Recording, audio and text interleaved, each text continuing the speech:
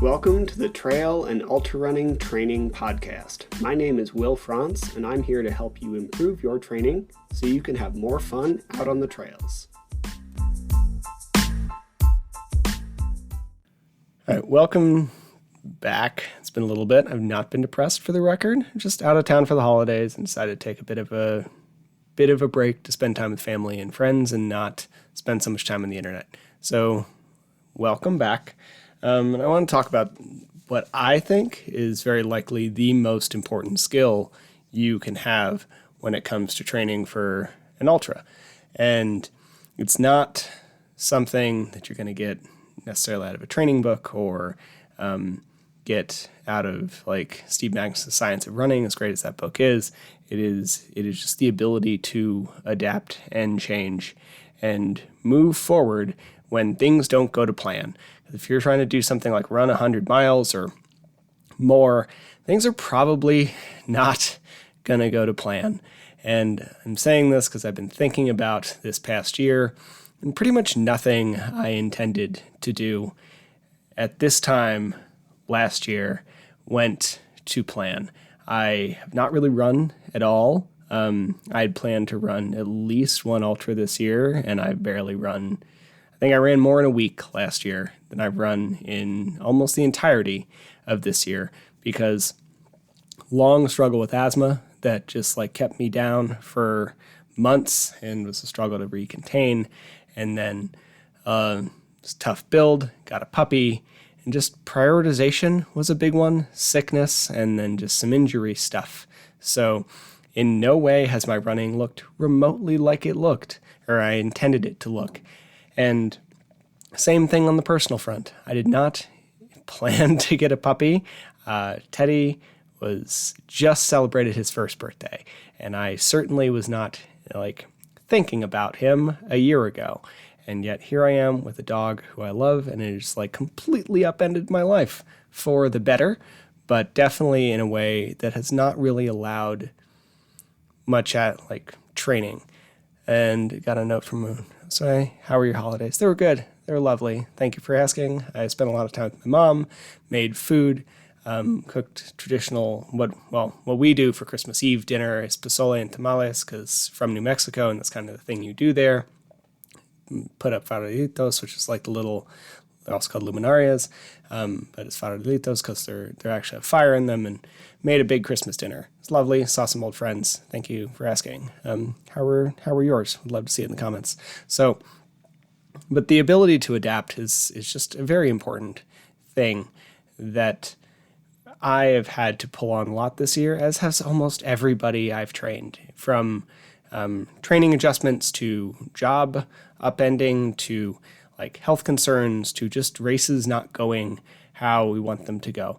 If you're going to succeed at something long like an ultra, then the ability to adapt and readjust on the fly is going to be a big deal.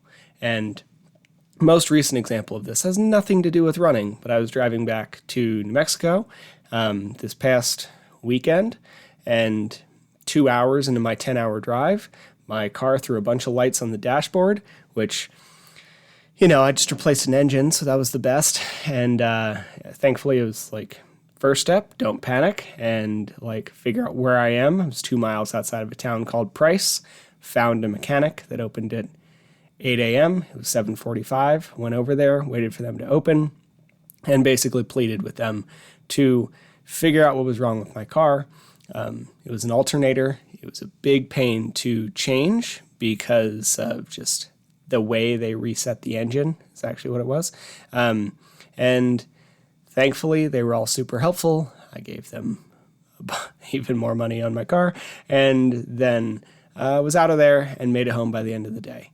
And all of this got me to thinking that the ability to adapt on the fly, even if you are not stoked about what's happening, is a really important thing. To be clear, I was not pumped that my car broke again after I just put a new engine in it, but I made it work. The end goal was get home for the holidays, and that's what we got done. And if we can do stuff like that in a race when things just aren't flying well, then that is going to help you get across the finish line in the best shape, in the best possible outcome, even if things aren't going perfectly. So first step when something is going wrong is just don't panic. When we panic, a couple things happen. First, there's the physiological stuff. Your cortisol goes up, your adrenaline goes up, all of these stress hormones rise, and as a result, your heart rates get faster, which oftentimes means that you're digging yourself an even deeper hole. So just take a breath. And then from there, we can actually start to try to analyze what's going on and figure out next steps. If we're dealing with an issue like hydration or fueling or whatever, we are going to fix that a lot better if we're at least moderately calm rather than in a panic state. And if you're out at mile 65 and things are just going badly, it is very tempting to panic because you have so much time left and yet you've come so far. And that is the spot where things tend to go awry. And if you panic, it's only going to get worse. So stop, breathe, and then reduce the chance of acting in a way that is only going to make the situation worse. Once we're in a state that is somewhat rational, we should figure out what is going on. So let's look at nausea. And if you're nauseous, there's a few things that can cause that. It's not a one-to-one correlation, but at least the list is not infinite, right? It's not your shoes, it's not your gear, it is very likely not your pack. There's something going on with your intake or temperature, maybe you've been running way too hard, so your heart rate's been super elevated and you've been producing a lot of lactate. We're just not sticking with the plan for pacing, or your plan for pacing was bad. Great. That's really easy to analyze because just look at what we've been doing. And if your heart rate's been pinned at 180, slow down. That's a super easy answer. Another thing big for nausea is dehydration. So do you have a hydration plan? You should. If not, if so, have you been following it? And are you thirsty? Does salt taste good or bad? When we say dehydration, I'm talking everything from fluid intake to electrolytes to whatever, right? So let's do a salt test. Dip your, lick your pinky and dip it in salt and taste it. See how it tastes. And we can see whether your sodium levels are off. If you're thirsty, drink fluid. If we're really under, let's reassess that. Temperature control is another big one, which is often just masked dehydration, but there's not a lot you can do about the big fireball in the sky, right? So if the big fireball in the sky came out and is making it super hot, then we should make some adjustments. You might need to increase your fluid intake because that's a thing you can control in relation to dehydration. And heat, if your fluid intake's been on point, or you're already kind of at the upper end of what your stomach can tolerate and you're sloshing around on every up and downhill, then let's start shoving ice everywhere and doing their even more or less accepted tactics. Yes, put it in the buff, put it in your hat, put it as in your arm sleeves, but let's also grip some ice on the way out and try to get your hands cold, and that will give your body a signal that it needs to cool down, right? So temperature control. Food stuff. Have you been eating new things? Have you been eating new amounts of things? There's this big push from a lot of people to eat a lot more on race day, and probably really valid. But if you have only been practicing with 30 grams per hour, pushing 100 grams per hour on race day was not a good idea. So have we been following a food plan? You have any idea how much you've been intaking? Have you been eating a lot of fat? Have you been eating fibrous foods for some reason? Let's see what might be going on there as well. And then there's a few other things that would be nausea inducing, but they're probably less likely. So those are our usual suspects. So once we have our list of usual suspects, let's start knocking them off and see what adjustments you might need to make. Once we're there, let's start testing, right? So if you know you haven't been running too hard, cross that one off. If you've been following your food plan from training, cross that one off. If you have been following your fluid stuff from training, probably not the one either. But let's say it's a spring race, because, a lot of people are starting to consider a race in March or April, and this is the time to start considering these things. Oftentimes in Utah, we see a 20 to 30 degree temperature swing in March over the course of a week. So if you've been training in nothing but snow, and then you go to this March race and it is suddenly 90 degrees, 85 degrees, then you are probably going to end up with some temperature problems that we need to control. So up your hydration and just ice, lots of ice everywhere. And then slow down, pace yourself, let your body settle for 30 minutes and see where we are. And then we can go from there, right? So that is a testing and then retest and retest process.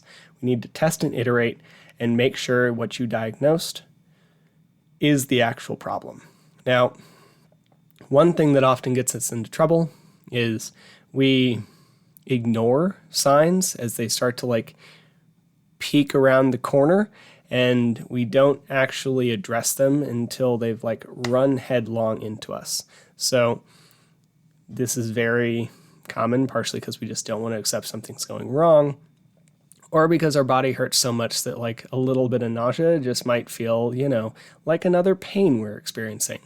However, once we've had a problem, it is likely to come up again, because once you dig the hole, it is very hard to perfectly dig out of it for the rest of your race. So if something went wrong, let's be really vigilant about keeping an eye on it. So if we know it's a temperature control problem, every time you get a mild sense of nausea from there through the rest of the race or until the sun goes down, let's figure out what we might need to do, right? Instead of oh, I'm really hot, I've been sweating a lot, and I'm sunburnt, and I'm about to vomit on the side of the trail, let's go for my stomach feels a little off, and that's a signal that we might need to reassess.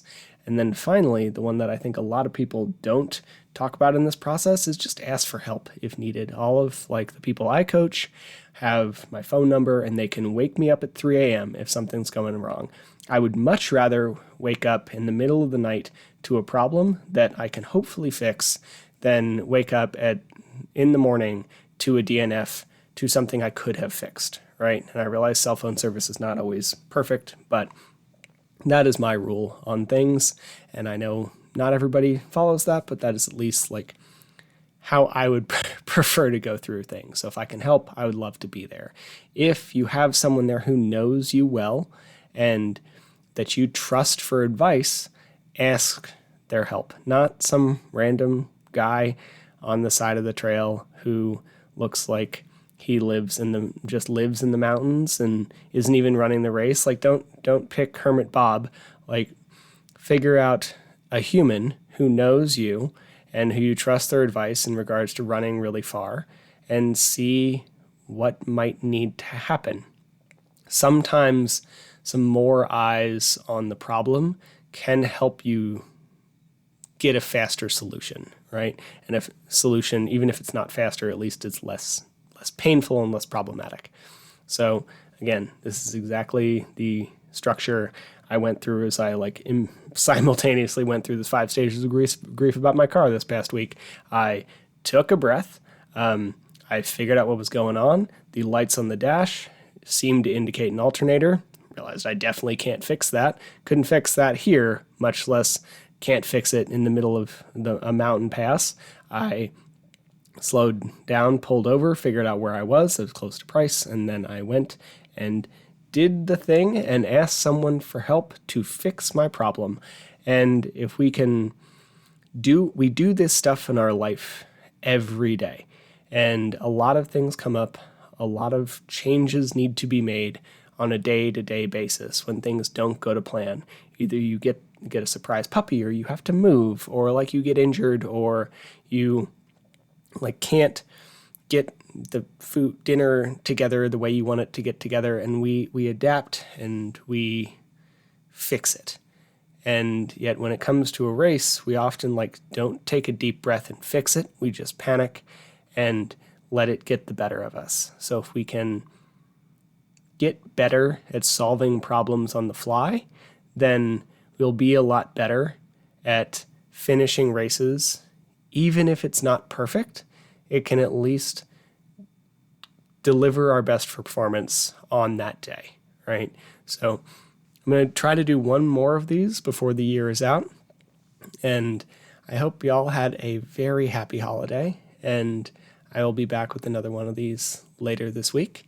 This is seriously the, I think, most underappreciated skill that we can have when running long races or doing really anything hard. And this is why this kind of thing is why people talk about ultras and long races having so much crossover to life, because life is hard, running ultras are hard, and we constantly have to make these adjustments and adapt on the fly. So if we can get better at this, then it has a lot of carryover. And like I've said about doing hard things, every hard thing makes the next hard thing easier, just because you've gone through something really difficult and you know that it's not going to kill you, so we can step forward. And this is the kind of thing that comes out of that. So take a breath, don't panic, and then let's get better at solving problems on the fly. And it will help us a lot as we go into our races for the coming season. Hope you have a really great night, and I'll be back with another one soon. See ya. Thank you for listening to the Trail and Ultra Running Training Podcast. Honestly, I'm still surprised and honored that anybody wants to hear what I have to say, so thank you. To be clear, not a doctor, nor a registered dietitian, or any other kind of medical professional. I'm a personal trainer, a nutrition coach, and a running coach, and I have a passion for training trail runners. You should always speak with a qualified medical professional before making any changes to your training or nutrition program. If you enjoyed the podcast or found it helpful, please take a second to leave a rating or review. I'd really appreciate it. Or you could just share it with someone for whom you think it might be helpful. I make these kinds of things in order to provide more quality, free resources to people, so the more people who hear it, the better. If you want more of this information, please head to the Trail and Ultra Running Training group on Facebook, where we discuss all aspects of training so you can have more fun doing the sport that you love. Thank you again for listening.